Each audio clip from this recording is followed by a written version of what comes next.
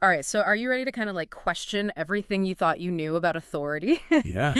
This deep dive, it's going to be a wild ride, I think, as we unpack Larken Rose's book, The Most Dangerous Superstition.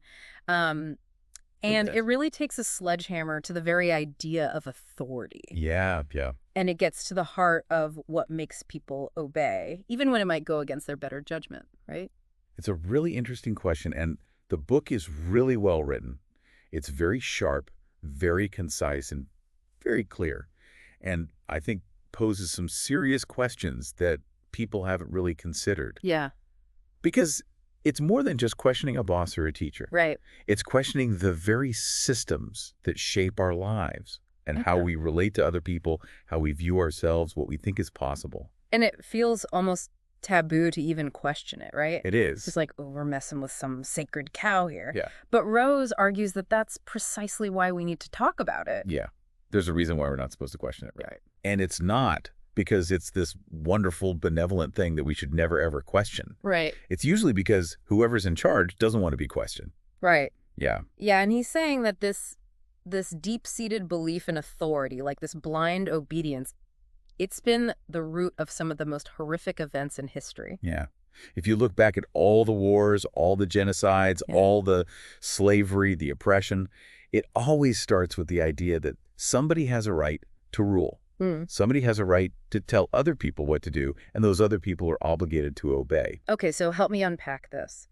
How does he separate the legitimate authority, let's say like a doctor who's an expert in their field, from this more insidious kind of authority that he's warning us about? He's not against expertise. Right. Right. It's not that, we shouldn't listen to doctors or we shouldn't listen to anybody who knows more than us about something. Yeah. What he's talking about is the kind of authority that claims a right to rule, not just to offer guidance, but to actually force you to do things. So think about it this way. If you hire a plumber, they have expertise that you need, Yeah. right? You don't know how to fix your toilet. Hopefully they know more than me. Yeah. Yeah. But you're both entering into that arrangement voluntarily. You can choose a different plumber. Right. The plumber can decide, you know what, I don't want to work for this person. Right. They're crazy or whatever. Right. That's different from somebody claiming the right to rule over you, regardless of your consent, regardless of whether you think they know what they're doing, regardless of whether you agree with them or not. So it's the difference between choosing to follow someone's guidance and being forced to submit to their will, even if it goes against your own values. Yeah, I think that's a great way to put it. It's consent. It's a voluntary interaction versus being coerced into something. And Rose says that the language we use often hides this power dynamic. Oh, yeah. Words like government, law enforcement, legislation, they all sound very official and important. Very important. But they obscure the fact that we're talking about relationships built on coercion. Yeah, yeah. Yeah. It's amazing how much language shapes the way we think.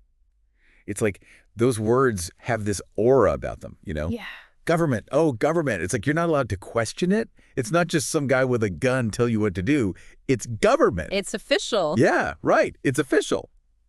And we do this all the time. Yeah, yeah. We've come up with all these euphemisms for things that if an individual did them, we would consider them to be evil. But if government does them, it's okay. It's like we're hypnotized by these words, right? Yeah. We hear taxation and we just think, oh, it's just part of how society works. Got to pay your taxes. Everybody's got to pay their taxes. Right. But if our neighbor came over and demanded money under threat of violence, we wouldn't call that taxation. We'd call that extortion, wouldn't we? Exactly. Or theft. Right. Right. Yeah. It's like, well, if I have no right to steal your money, how does voting for somebody who's going to steal your money make it okay? Yeah. Yeah. That's a good point. That's a good point. That's the kind of jarring comparison Rose uses right. Right. to wake us up a bit. So he's saying that politicians can do things that would land the rest of us in jail, and we're supposed to just accept it because they're the government. Yeah. Yeah. That's the myth. That's the dangerous myth that he's trying to dismantle. And it goes even deeper than that. It's not just about the language. It's about the whole mindset. He even compares the belief in government to religion. Okay. Now that's a twist. It's a good one, right? Yeah. A good analogy. I'm all ears. Tell me more about this government as religion idea. Well, think about the parallels. Okay. Okay. You have a set of doctrines that are considered to be unquestionable. Okay. Obedience is seen as the highest virtue. You're a good citizen if you obey. You're a bad person if you break the law. And breaking the law is seen as a sin. Right. Doesn't matter what the law is. If you break it, you're bad. Right, right. And, you know, those who enforce the rules are seen as having a kind of moral authority. Yeah. Even if their actions contradict our own personal values, it's like, well, they're the government, so they must know what they're doing. It's like the law is on this pedestal, even though those laws were created by flawed humans, often for their own benefit, right? It's the idea that if it's law, if the government does it, it must be okay. It must be moral because, well, government. Right. And he has this stark quote in the book that I think really sums it up. He says, the God that people actually pray to is government. Wow. He's saying that, you know, for a lot of people, the state has become this ultimate authority, the source of security, moral guidance. Right. Even though it operates through force and coercion. It's like, please, government, protect me from the bad guys. Right. But who are the bad guys? It's like we've replaced one kind of faith with another. Instead of divine right, it's the right of the state to tell us what to do. But if you strip away all the fancy language and rituals, what's left? Just raw power. Pretty much. Yeah. Right. Yeah. That's what it always comes down to. Yeah. And that's the crux of his argument. This authority ultimately rests on the threat of violence. If you don't obey, you face consequences, whether it's fines, imprisonment, or even death in some cases. Yeah, it's a difference between persuasion and force, you know? Right? Like, I can try to persuade you to do something, but if I have to threaten you to make you do it, that's a whole different story. Right. And that's what government ultimately is. It's the threat of force. Okay, so we're starting to see how this myth of authority can be used to justify some pretty messed up stuff, but I'm guessing this is just the tip of the iceberg. Oh, yeah. We're just getting started. We've laid the groundwork, I think, for understanding what Rose is talking about, but we need to explore the effects of this myth on individuals and on society as a whole. Right. And that's where things get really interesting and unsettling. Oh, I'm ready. Let's do it. Buckle up, folks. This is going to be a wild ride. We're about to go deep. Yeah? Deep into the heart of the myth of authority. All right, let's do it. Let's do it. So we've established that this belief in authority, this idea that some people have a right to rule over others, it's not as straightforward as we might have thought. Yeah. Where does that leave, like us, the average folks just trying to navigate this complex world? Well, Rose argues that the myth of authority doesn't just affect those in power. It has a ripple effect on everyone, Okay. from the people enforcing the rules to those being ruled. And it can lead to some, Pretty messed up outcomes. yeah, some pretty disturbing outcomes. Like, what? Give me an example. Have you ever heard of the Milgram experiment? I've heard the name, but I'm a little fuzzy on the details. Okay, so imagine this. You volunteer for a study at Yale University. Okay. You're told you're helping researchers understand learning and memory. Yeah. You're assigned the role of teacher. Okay. And there's another participant, the learner, in a separate room. Okay. Your job is to ask the learner questions and administer an electric shock for every wrong answer. Wait a minute. You're saying they were actually shocking people. That sounds brutal. Here's the catch. The learner was an actor, and the shocks weren't real. Oh. But the teacher, the real participant, Yeah. believed they were delivering real shocks Oh, wow. with increasing intensity for each wrong answer. So what happened? Did people refuse to participate? That's the disturbing part. Even though the learner was screaming in pain, pleading to stop, a majority of the participants continued administering the shocks. What? Simply because the experimenter, an authority figure in a lab coat, told them to continue. That's chilling. So people were willing to inflict pain on another human being just because someone in a position of authority told them to. Exactly. And what's even more disturbing is the participants weren't sadists. Right. Many of them showed visible signs of stress and anxiety, arguing with the experimenter, but ultimately they obeyed. So it's not that they lacked empathy or a sense of right and wrong. They were caught in this trap, this deep-seated need to obey authority, even when it conflicted with their own values. Yeah, and you know what's interesting? Factors like education level or income had almost no effect on the results. Really? A highly educated person was just as likely to obey as someone with less schooling. So this isn't about intelligence or social status.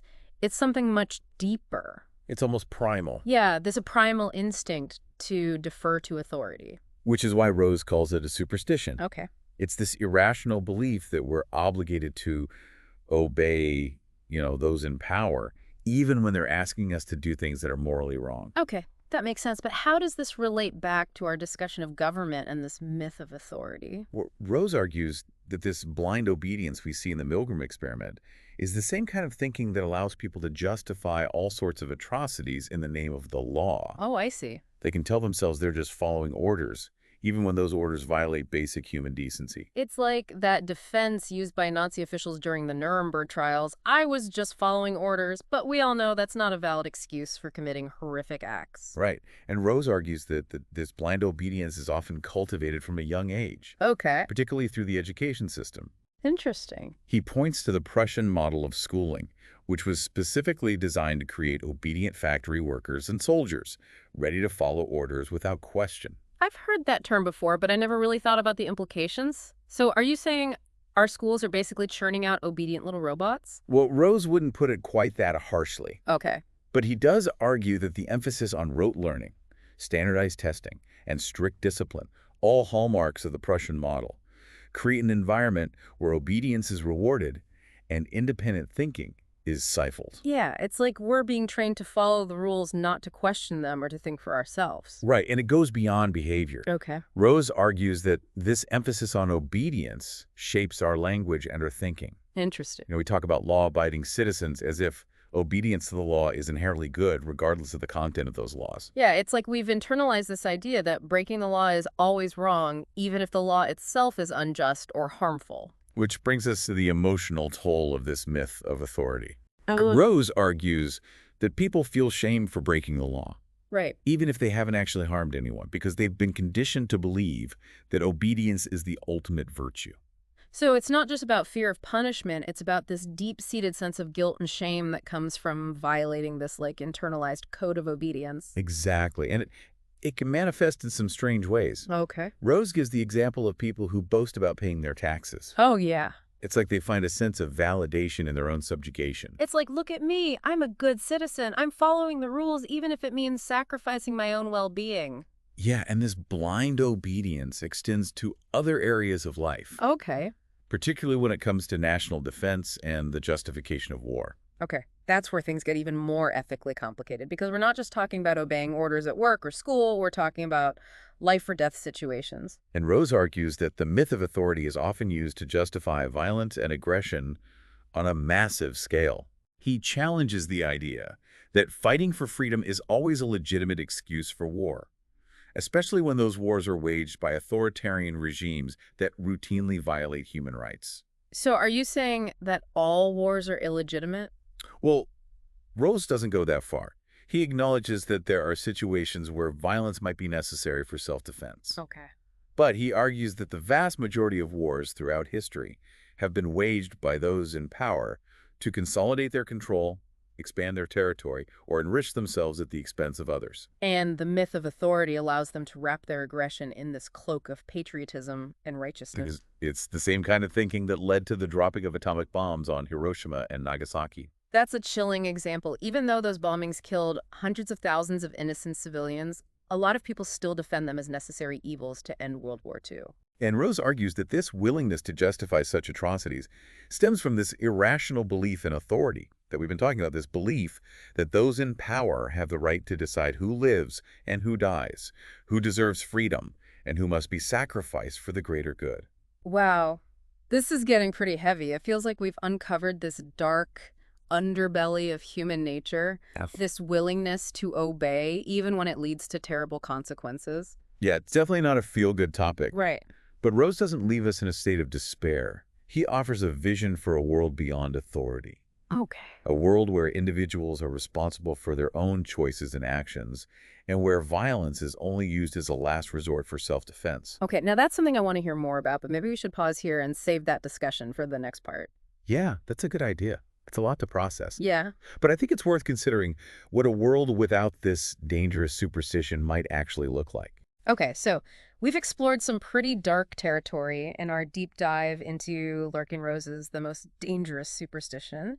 You know, we've seen how this blind faith in authority can lead to some truly horrific outcomes. But thankfully, Rose doesn't just leave us with this sense of doom and gloom, right? He actually offers a vision for a different kind of world, a world beyond authority. Yeah. And frankly, after what we've talked about, I'm ready for a dose of optimism. Yeah, it's not so much about optimism as it is about exploring possibilities. Okay. Rose challenges us to imagine a world where individuals are responsible for their own choices and their own actions, where cooperation is voluntary, and where violence is only used as a last resort for self-defense. Okay. I'm trying to wrap my head around this. It sounds pretty radical, like a complete overhaul of how we think about society. Yeah. How would this even work in practice? Okay, well, let's start with the most obvious change, the immediate cessation of all legal violence. Yeah.